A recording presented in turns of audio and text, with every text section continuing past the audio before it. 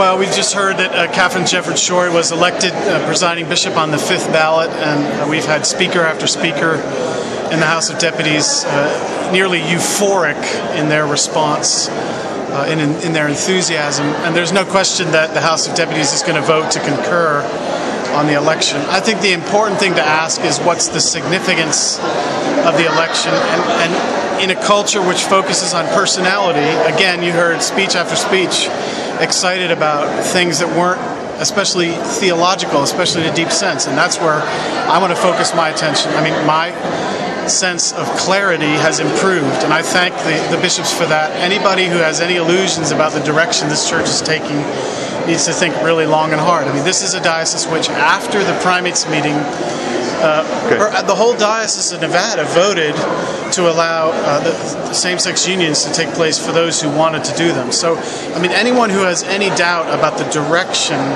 that this church is setting needs to realize that they've made their mind very clear. The other thing to point out is when we heard the ballot read, there was a very strong bifurcation in the final votes between Schori and Parsley, and I think that represents the fact that underneath the surface, this is a deeply fractured church. And I will say this, though, I do want to say this to everybody. My sense of Catherine Bishop Schori is she's the least beholden to the system. And I welcome that aspect of her ministry. She's outside the box, and I hope to heaven that she raises profound structural questions in a church whose structure isn't working. And my sense of her is she's way outside the box. She's not going to care that somebody went to Sewanee and that someone was a lifelong Episcopalian as the number one reality of their life. And that aspect of her, I'm really thankful for. How far does this take us towards reconciliation? I think it sets a climate where it's going to be very difficult to respond to the calls of the Windsor Report. And this is what I said to people. I mean, I think this is going to affect the climate. If I'm in bishops and Bishop Schori is elected, I mean, she's clearly got a diocesan policy in favor of the new theology that the Episcopal Church has embraced. So it sets a tone where we're moving ahead. We've made our own decisions. We're our own province. We're going to do our own thing is the way that it feels. And I think it's going to make a positive response to the specific calls of Windsor Report more difficult.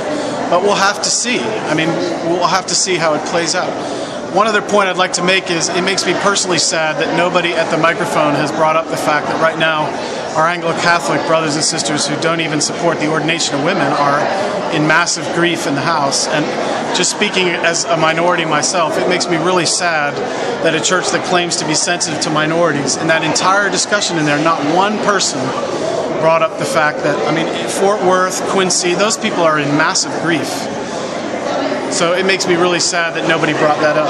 How does this change the way the international archbishops frame their assessment of our response to Windsor? I think there's two pressing issues there. One is that the Church of England is involved in a very complex discussion on whether or not women will be in the episcopate, and they're really struggling with this issue, and this is going to make that discussion more difficult. The other thing to say very clearly is that Rome has been watching everything that's been going on very closely, and it has profound ecumenical implications.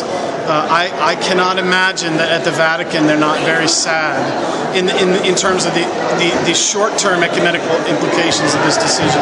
It's just going to make bringing the church together as one, as Jesus prayed, much more difficult.